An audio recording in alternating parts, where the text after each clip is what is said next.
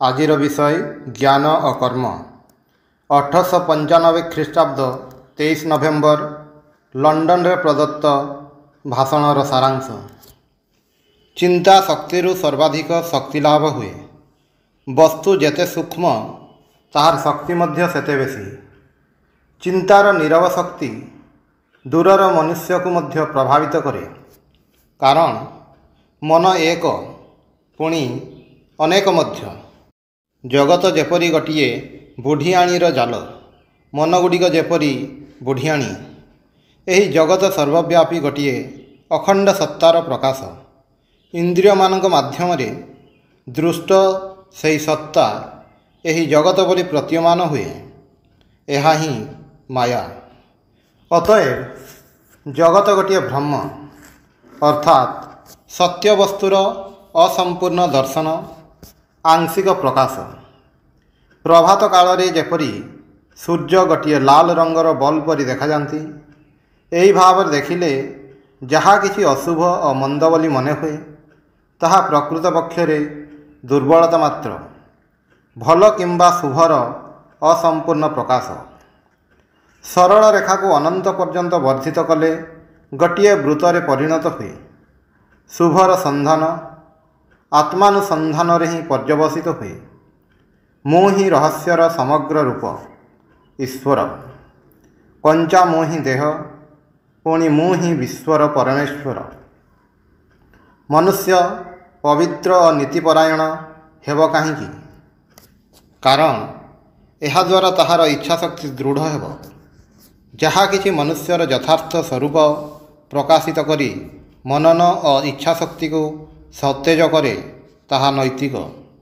जहा किछि यार विपरीत, ताहा ही दुर्नीति। विभिन्न देश और व्यक्तिंग क्षेत्र रे एहार मान मध्य पृथक। मनुष्य को विधि निषेध, शास्त्र वचन प्रभृतिर दासत्वर मुक्ति लाभ करने को हेब। वर्तमान आम इच्छार कौनसी स्वाधीनता नहीं, किंतु जेतेबेले मुक्त हेबु सेतेबेले आम इच्छा स्वाधीन हेब। संसार को एही भाव रे छाड़ी देवार नाम त्याग। इंद्रिय माध्यम रे क्रोध आसे, दुख अनुभूत हुए। तेणु त्यागर भाव रे पूर्ण हो जाओ। एकदा मोर देह थिला, जन्म होइथिली, मु जीवन संग्राम रे लिप्त थिली एवं मरीगली। ये कि भयावह प्रहेलिका। देह मध्य आबद्ध होई मुक्ति पाई कातर क्रंदन। किंतु त्यागर अर्थ कौन एहा जे समस्त को सन्यासी हेबाकु हेब? ताहले किए काहाकु साहाय्य करिवो? त्यागर अर्थ तपस्वी हेबा नुहे। सकल भिक्षुक ही कौन ख्रीष्ट? दारिद्र और साधुता समार्थक नुहे। अनेक क्षेत्र रे ठीक विपरीत। प्रकृत त्याग मानसिक। किपरि यही त्याग आसे? मरुभूमि रे तृषार्त होई मु गोटिए ह्रद देखिली। चतुर्दिग व्यापी मनोरम दृश्यावली रे वृक्षराजीर विपरीत प्रतिछवि जल मध्य देखा जाउथिला।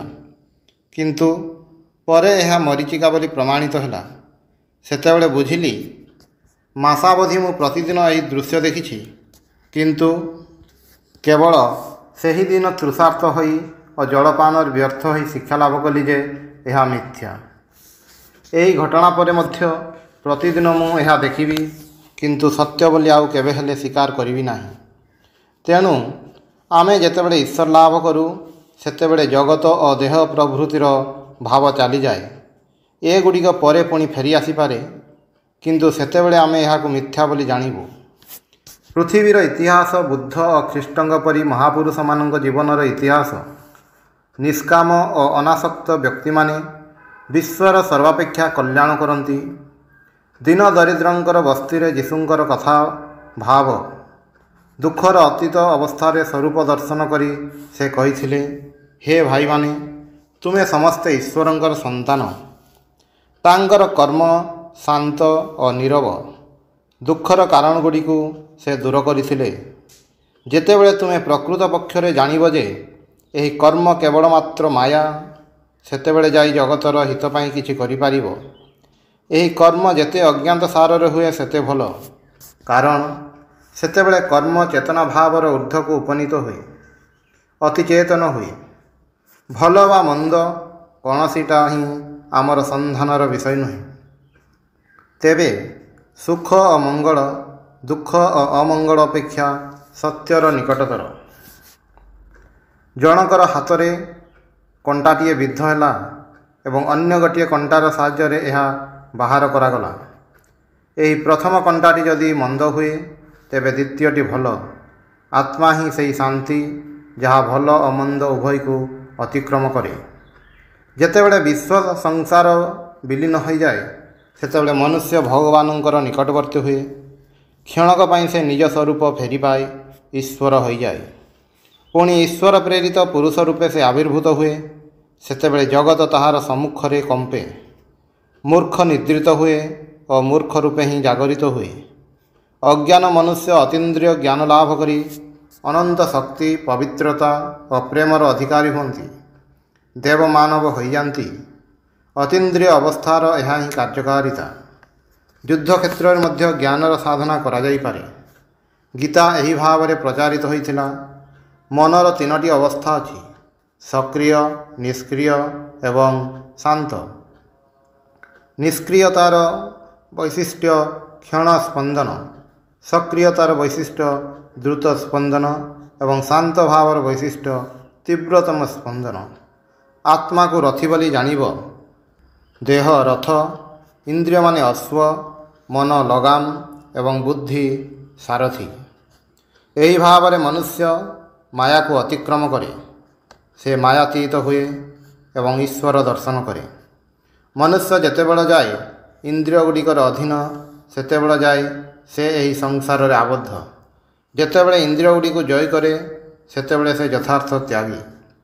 ଜଣେ ଦୁର୍ବଳ ଓ ନିଷ୍କ୍ରିୟ ବ୍ୟକ୍ତି ପକ୍ଷରେ କ୍ଷମା ମଧ୍ୟ ଯଥାର୍ଥ କ୍ଷମା ନୁହେଁ। ତା ପାଇଁ ସଂଗ୍ରାମ ଭଲ। ପାର୍ଥସାରଥୀ କୃଷ୍ଣଙ୍କୁ ଅର୍ଜୁନ କହିଲେ, ଆମେ ଶତ୍ରୁମାନଙ୍କୁ କ୍ଷମା କରିବା ଉଚିତ ଏବଂ କୃଷ୍ଣ ତାହାର ଉତ୍ତରରେ କହିଲେ, ଅର୍ଜୁନ, ତୁମେ ମହାଜ୍ଞାନୀଙ୍କ ପରି କଥା କହୁଛ, କିନ୍ତୁ ତୁମେ ନିଜେ ଜ୍ଞାନୀ ନୁହେଁ, ଅତ୍ୟନ୍ତ କାପୁରୁଷ। ଜଳରେ ରହି ମଧ୍ୟ ଯେପରି ପଦ୍ମପତ୍ର ଜଳ ଦ୍ୱାରା ସିକ୍ତ ହୁଏ ନାହିଁ, ଜୀବାତ୍ମା ମଧ୍ୟ ସେହିପରି ସଂସାରରେ ଅନାସକ୍ତ ହୋଇ ରହନ୍ତି। ସଂସାର ଗୋଟିଏ ଯୁଦ୍ଧକ୍ଷେତ୍ର। ଏଥିରୁ ମୁକ୍ତିର ପଥ ସନ୍ଧାନ କର। ଆମ ଜୀବନ ଈଶ୍ୱର ଲାଭର ଗୋଟିଏ ପ୍ରୟାସ ମାତ୍ର।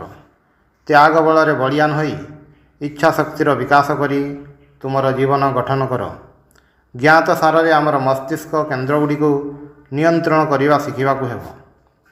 ପ୍ରଥମ ସୋପାନ ହେଲା ଜୀବନଯାପନର ଆନନ୍ଦ। କୃଚ୍ଛ୍ର ସାଧନା ପୈଶାଚିକ। ପ୍ରାର୍ଥନା କରିବା ଅପେକ୍ଷା ପ୍ରାଣ ଭରି ହସିବା ଅନେକ ଭଲ। ଗୀତ ଗାଅ, ଦୁଃଖ ହସ୍ତରୁ ନିଷ୍କୃତି ଲାଭ କର। ଈଶ୍ୱରଙ୍କ ଦ୍ୱାହି ଅନ୍ୟମାନଙ୍କ ମଧ୍ୟରେ ଏହି ଦୁଃଖର ଭାବ ସଂକ୍ରମିତ କର ନାହିଁ। କେବେ ହେଲେ ଭାବ ନାହିଁ ଯେ ଈଶ୍ୱର ଟିକିଏ ସୁଖ ବା ଟିକିଏ ଦୁଃଖର ବ୍ୟବସାୟ କରନ୍ତି। ପୁଷ୍ପ, ଚିତ୍ର ଓ ସୌରଭରେ ପରିବେଷ୍ଟିତ ହୋଇ ରୁହ। ମୁନି ଋଷିମାନେ ପ୍ରକୃତିକୁ ଉପଭୋଗ କରିବା ପାଇଁ ପର୍ବତ ଶିଖରକୁ ଯାଉଥିଲେ। ଦ୍ୱିତୀୟ ସୋପାନ ପବିତ୍ରତା। ତୃତୀୟ ସୋପାନ ମନର ପୂର୍ଣ୍ଣ ନିୟନ୍ତ୍ରଣ। ସତ୍ ଅସତ୍ ବିଚାର କର, ଅନୁଭବ କର ଯେ ଈଶ୍ୱର ହିଁ ଏକମାତ୍ର ସତ୍ୟ। ଯଦି କ୍ଷଣକ ପାଇଁ ମଧ୍ୟ ମନେ କର ଯେ ତୁମେ ଈଶ୍ୱର ନୁହଁ, ତାହେଲେ ମହତ୍ ଭୟରେ ଆକ୍ରାନ୍ତ ହେବ। ଯେତେବେଳେ ଚିନ୍ତା କରିବ ସୋହମ୍, ସେହି ମୁହୂର୍ତ୍ତରେ ହିଁ ଅନନ୍ତ ଶାନ୍ତି ଓ ଆନନ୍ଦ ଲାଭ କରିବ। ଇନ୍ଦ୍ରିୟ ଗୁଡ଼ିକୁ ବଶୀଭୂତ କର। ଜଣେ ମୋତେ ଅଭିଶାପ ଦେଲେ ମଧ୍ୟ ତା ମଧ୍ୟରେ ଈଶ୍ୱରଙ୍କୁ ଦେଖିବା ଉଚିତ। ମୋର ଦୁର୍ବଳତା ଯୋଗୁଁ ହିଁ ମୁଁ ତାକୁ ଅଭିଶାପକାରୀ ବୋଲି ମନେ କରେ। ଯେଉଁ ଦରିଦ୍ର ବ୍ୟକ୍ତିର ତୁମେ ଉପକାର କର, ସେ ତୁମକୁ ଏ ଉପକାର କରିବାର ସୁଯୋଗ ଦେଇଛି। ଈଶ୍ୱର ହିଁ କୃପାବଶତଃ ତୁମକୁ ଏହି ଭାବରେ ତାଙ୍କର ପୂଜା କରିବାର ଅଧିକାର ଦିଅନ୍ତି। ପୃଥିବୀର ଇତିହାସ କେତେଜଣ ଆତ୍ମବିଶ୍ୱାସୀ ମନୁଷ୍ୟଙ୍କର ଇତିହାସ। ସେହି ବିଶ୍ୱାସ ହିଁ ଅନ୍ତର୍ନିହିତ ଦେବତ୍ୱକୁ ଜାଗ୍ରତ କରେ। ତୁମେ ସବୁକିଛି କରିପାର। ଅନନ୍ତ ଶକ୍ତିକୁ ବିକଶିତ କରିବାକୁ ଯଥୋଚିତ ଯତ୍ନବାନ ହୁଅ ନାହିଁ ବୋଲି ତୁମେ ବିଫଳ ହୋଇଥାଅ। ଯେତେବେଳେ କୌଣସି ବ୍ୟକ୍ତି ବା ଜାତି ଆତ୍ମବିଶ୍ୱାସ ହରାଏ, ସେତେବେଳେ ତାହାର ବିନାଶ ନିଶ୍ଚିତ।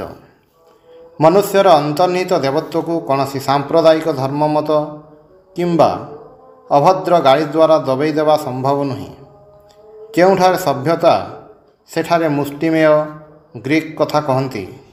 ଭୁଲ ତ୍ରୁଟି କିଛି ନା କିଛି ସବୁବେଳେ ରହିବ, ସେଥିପାଇଁ ଦୁଃଖ କର ନାହିଁ। ଗଭୀର ଅନ୍ତର୍ଦୃଷ୍ଟି ସମ୍ପନ୍ନ ହୁଅ। ମନେ କର ନାହିଁ ଯେ ଯାହା ହେବାର ତାହା ହୋଇଛି। ଆହା, ଯଦି ଆହୁରି ଭଲ ହୋଇଥାନ୍ତା। ମନୁଷ୍ୟ ମଧ୍ୟରେ ଯଦି ଦେବତ୍ୱ ନଥାନ୍ତା ତାହେଲେ ସେ ପ୍ରାର୍ଥନା ଓ ଅନୁଶୋଚନା କରି କରି ଉନ୍ମାଦ ହୋଇଯାଇଥାନ୍ତା। କେହି ହେଲେ ପଡ଼ି ରହିବ ନାହିଁ, କେହି ହେଲେ ବିନଷ୍ଟ ହେବେ ନାହିଁ। ସମସ୍ତେ ପରିଣାମରେ ପୂର୍ଣ୍ଣତା ଲାଭ କରିବେ। ଦିନ ରାତି କହ, ଭାଇମାନେ ଉଠ, ଆସ, ତୁମେମାନେ ପବିତ୍ରତାର ଅନନ୍ତ ସାଗର, ଦେବତା ହୋଇଯାଅ, ଈଶ୍ୱର ରୂପେ ପ୍ରକାଶିତ ହୁଅ। ସଭ୍ୟତା କାହାକୁ କହନ୍ତି? ଅନ୍ତର୍ନିହିତ ଦେବତ୍ୱକୁ ଅନୁଭବ କରିବା ହିଁ ସଭ୍ୟତା। ଯେତେବେଳେ ସମୟ ପାଇବ ମନେ ମନେ ଏହି ଭାବଗୁଡ଼ିକୁ ଆବୃତ୍ତି କର ଓ ମୁକ୍ତିର ଆକାଂକ୍ଷା କର। ଏହା କରିପାରିଲେ ତୁମେ ପରମାର୍ଥ ଲାଭ କରିବ। ଯାହା ଈଶ୍ୱର ସମ୍ବନ୍ଧୀୟ ନୁହେଁ ତାହା ଅସ୍ୱୀକାର କର, ଯାହା ଈଶ୍ୱର ଭାବାନ୍ୱିତ ତାହା ଦୃଢ଼ ଭାବରେ ଘୋଷଣା କର। ଦିନ ରାତି ଏହି କଥା ସ୍ମରଣ କର, ଅଜ୍ଞାନର ଆବରଣ କ୍ରମଶଃ କଟିଯିବ। ମୁଁ ମନୁଷ୍ୟ ନୁହେଁ, ଦେବତା ନୁହେଁ, ମୁଁ ସ୍ତ୍ରୀ କିମ୍ବା ପୁରୁଷ ମଧ୍ୟ ନୁହେଁ, ମୋର କୌଣସି ସୀମା ନାହିଁ। ମୁଁ ଚିତ୍ ସ୍ୱରୂପ, ମୁଁ କେବଳ ମାତ୍ର ସେହି ବ୍ରହ୍ମ ସ୍ୱରୂପ।